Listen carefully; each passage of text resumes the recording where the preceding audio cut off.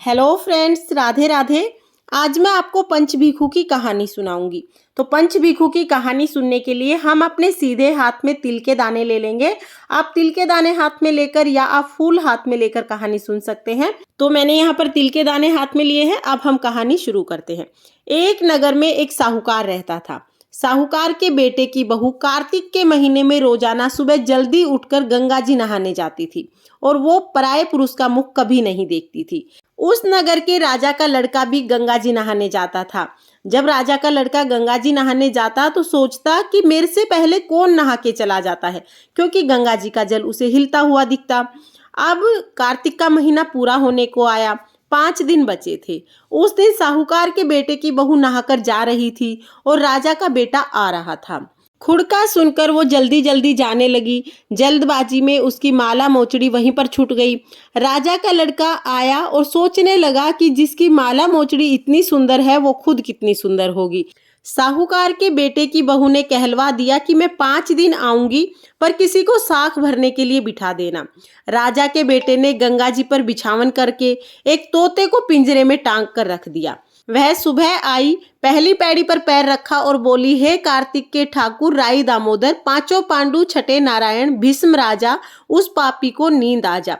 राजा को नींद आ गई। वह नहा धोकर चली गई। जाते समय तोते से बोली, सुआ सुआ तेरे गल डालूंगी हीरा, मेरी साख भरना वीरा। सुआ बोला कि कोई वीरा भी साख भरता है। तब वह बोली, सुआ सुआ सुबह तेरे पग घोलूंगी नेवर, साख भरना मेरे देवर। सुआ ने कहा, अच्छा भाभी, मैं तेरी साख भरूंगा। वह तो कहकर चली गई। राजा का लड़का हड़बड़ा कर उठा। सुआ से पूछा कि सुआ सुआ वह आई थी, कैसी थी? सुआ बोला, आभा किसी बीज ली, होली कैसी झल, केले किसी कामनी, गुलाब कैसा रंग। अगले दिन राजा के लड़के ने कहा कि मैं अपनी उंगली चीर कर बैठूंगा तो मुझे नींद नहीं आएगी। दूसरे दिन वह उंगली चीर कर बैठ गया। जब वह आई और भगवान से प्रार्थना करने लगी तो फौरन ही राजकुमार को नींद आ गई। वह नहाकर चली गई। तब उसने उठकर तोते से पूछा कि क्या वो आई थी? तोते ने कहा, हाँ आई थी। कैसी थी? आभा कैसी बीज ली, होली कैसी झल, केले कैसी कामनी, गुलाब कैसा रंग। तब राजकुमार ने कहा कि अब मैं अपनी आंखों में मिर्च डालकर बैठूंगा ताकि मुझे नींद ना आए। अगले दिन राजकुमार अपनी आंखों में मिर्च डालकर बैठ गया। साहूकार के बेटे की बहू आई, भगवान से प्रार्थना की तो राजकुमार को नींद आ गई। साहूकार के बेटे की बहू आकर नहाकर चली गई। जाने के बाद राजकुमार की नींद खुली। उसने फिर से तोते से पूछा कि वो आई थी? तोते ने कहा, हाँ आई थी। फिर राजकुमार ने कहा कि आज मैं बिना बिस्तर के बैठूंगा और रात को बिना बिस्तर के बैठ गया। जब वह नहाने आई तो उसने फिर भगवान से वही बात की तो राजकुमार को नींद आ गई। जब वह नहाकर जाने लगी तो आंख बंद करके चली गई। राजकुमार ने उठकर देखा तो वह नहाकर जा चुकी थी। वह बोला कि तोते तोते आई थी? तोते ने कहा कि हाँ आई थी। राजकुमार ने कहा कि आज रात को मैं आग की अंगीठी लेकर बैठूंगा। अंगीठी लेकर बैठ गया। साहूकार के बेटे की बहू आई और भगवान से प्रार्थना करने लगे कि हे भगवान, 4 दिन तक आपने मेरा सत रखा है, आज भी इसे किसी तरह से नींद आ जाए। राजकुमार को नींद आ गई। जब वह नहाकर जाने लगी तो तोते को बोली कि इस पापी को कह देना कि मेरी 5 रात पूरी हो गई हैं, इसलिए मेरी मोतियों की माला मेरे घर भिजवा दे। सुबह राजा के लड़के ने तोते से पूछा कि क्या वो आई थी?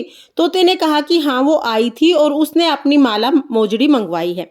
तब राजकुमार ने सोचा कि वह तो बहुत सच्ची थी, उसका तो भगवान ने भी बहुत ही सत रखा है। थोड़े दिन के बाद राजकुमार के शरीर पर कोढ़ निकल गई। राजा ने बड़े बड़े पंडितों को बुलाया और कोढ़ का कारण पूछा और पूछा कि इसका निवारण कैसे होगा।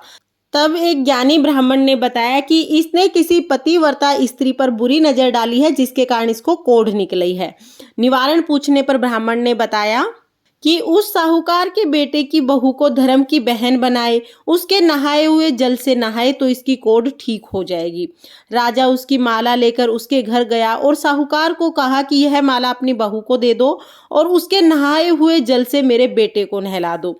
साहूकार ने कहा कि वो तो किसी भी पराये पुरुष का मुख नहीं देखती है, आप इस नाली के नीचे राजकुमार को बैठा देना, जब वो नहाएगी तो ऊपर से उसका पानी इस पर गिर जाएगा। बाद में राजकुमार वहां पर बैठ गया। जैसे ही वो नहाई, उसका नहाया हुआ पानी नाली से नीचे गिरा तो राजकुमार उस पानी से नहाया, जिससे उसकी काया चंदन जैसी बन गई। हे पंचभिखु देवता, जैसे आपने साहूकार के बेटे की बहू का सत रखा, वैसे ही इस कहानी को कहते सुनते हुकारा भरते सबके परिवार का सत रखना और सब पर अपनी कृपा दृष्टि बनाए रखना। तो ये थी पंच भिखू की कहानी। साथ में यहाँ पे गणेश जी की कहानी और सुन लें। उसके बाद जो हमने हाथ में तिल के दाने लिए हैं या फूल लिया है वो हम तुलसी जी में चढ़ा देंगे और पथवारी में चढ़ा देंगे। इस तरह से हमारी कहानी पूर्ण हो जाएगी। अगर आपको कहानी पसंद आई हो तो वीडियो को लाइक करना, चैनल को सब्सक्राइब करना। तो फिर मिलते हैं किसी और वीडियो के साथ। तब तक के लिए जय श्री कृष्णा, राधे राधे।